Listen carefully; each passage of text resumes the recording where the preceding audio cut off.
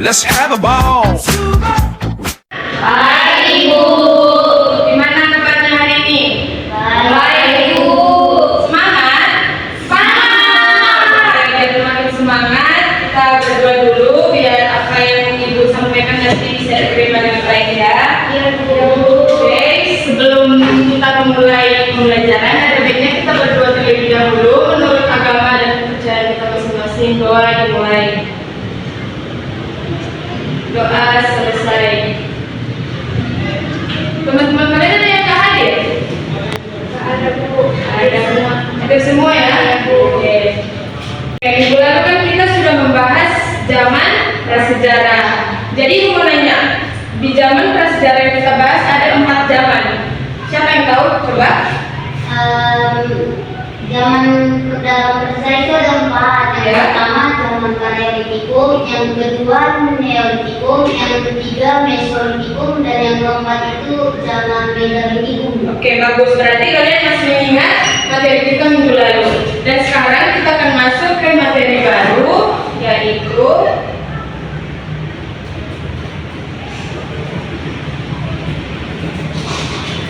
nampak dulu. Nah, di situ ada kita akan membahas teori masuk dan berkembangnya Hindu Buddha di Indonesia.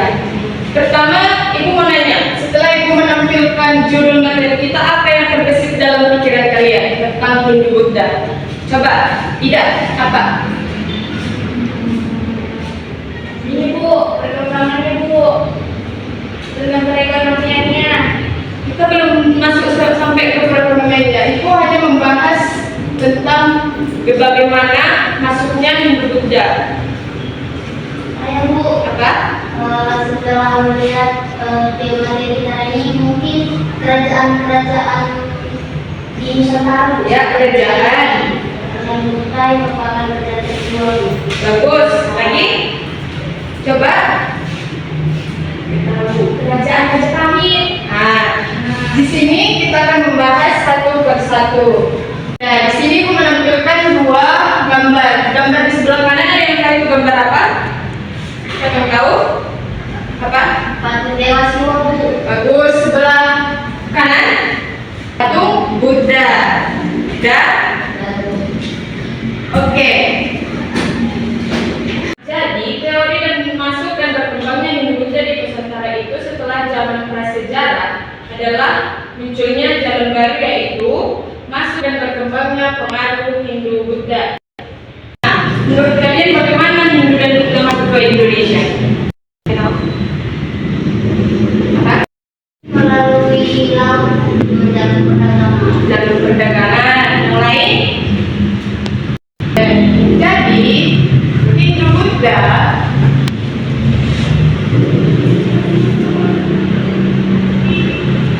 masuk ke Indonesia pada apa? Ada yang tahu?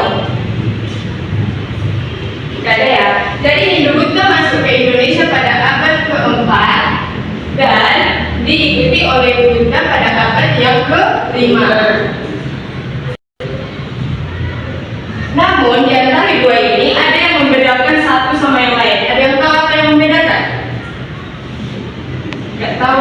Jadi yang membedakan yang kedua ini adalah sistem kasta. Pernah dengar sistem kasta? Pernah. Sistem kasta ini adalah sistem golongan masyarakat.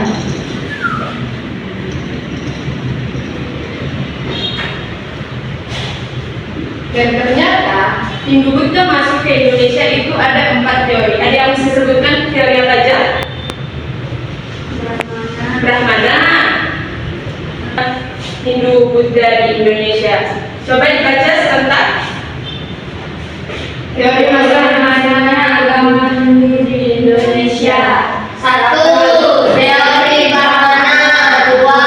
Teori Matsya. 3. Teori Waisya. 4. Teori Anuwari. Oke, ada yang tahu apa itu teori Brahmana? Enggak Bu. Oke. Untuk mempersatukan itu, kita bahas satu persatu. Nah, teori Brahmana ini adalah teori yang mengatakan bahwa masuknya Buddha disebabkan oleh kaum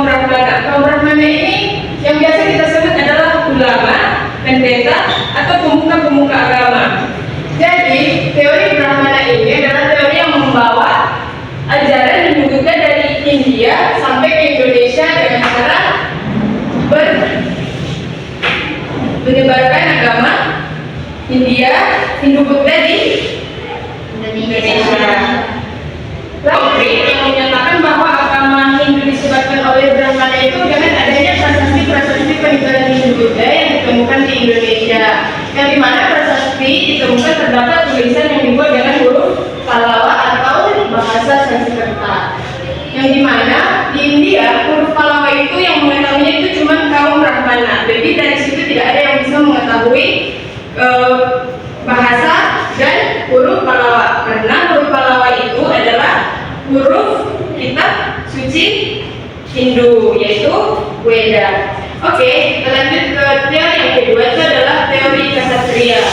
Teori Ksatria ini menyatakan bahwa agama Hindu Buddha di Indonesia disebabkan oleh kaum Ksatria atau kaum prajurit yang memegang kekuasaan pemerintah saat itu. Ksatria merupakan kasta kedua dalam ajaran agama Hindu, kedudukannya di bawah Brahmana. Menurut catatan sejarah, pada abad ke-2 Masehi terjadi pergolakan di India sehingga menyebabkan keruntuhan.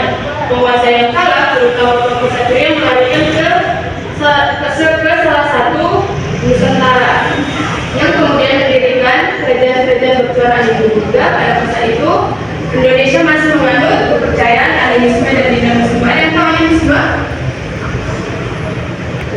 Animisme dan dinamisme itu apa? Indonesia menganut kepercayaan animisme, berarti Indonesia masih percaya kepada roh-roh leluhur. Oke. Teori yang ketiga adalah teori Waisya. Teori Waisya ini adalah teori yang menyatakan bahwa agama Hindu Buddha menyebar melalui perdagangan pada zaman dahulu. Namun perdagangan yang digunakan India di Nusantara itu menggunakan kapal laut. Namun orang itu tidak bisa datang langsung pulang, tidak, karena orang itu berdagang menggunakan sistem angin. Jadi kalau angin lagi baik, orang itu bisa pulang, dan kalau tidak, orang itu akan menetap di Nusantara. Itulah sebabnya teori Waisya ini bisa menyebarkan agama Hindu Buddha di Indonesia, karena mereka menetap di Indonesia. Bisa dipahami kan? Nah, dan teori yang terakhir itu adalah teori arus balik. Ada yang tahu apa sih teori arus balik? Oke, teori arus balik. Bagi orang Indonesia pergi belajar agama ke India. Nah, setelah kita belajar agama di India, agama Hindu Buddha, kita kembali ke daerah kita semula dan kita menyebarkan agama Hindu Buddha kepada teman-teman, saudara, bahkan masyarakat lainnya. Bisa?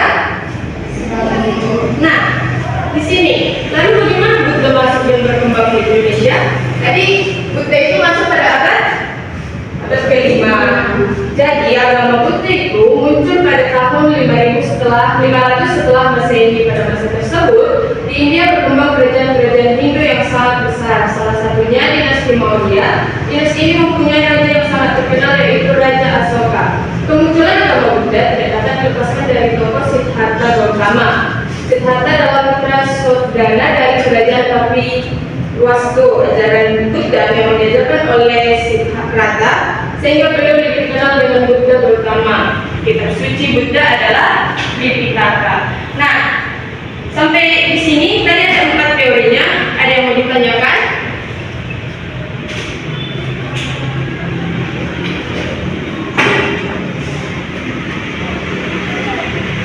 Tidak ada? Oke, karena tidak ada yang mau bertanya, jadi Ibu akan memberikan kalian tugas. Adanya tugas pribadi dan tugas kelompok. Untuk tugas kelompoknya nanti ketua dibagi saja jadi beberapa kelompok. Yang penting orangnya ada 4 orang satu kelompok ya. Nah, tugasnya itu tadi kan Ibu sudah menjelaskan 4 teori. Menurut kalian, menurut kelompok kalian, teori mana yang sangat berpengaruh terhadap penyebaran agama Hindu Buddha? Apakah teori Brahmana, apakah teori Ksatria, Waisya, dan arus balik? Bisa?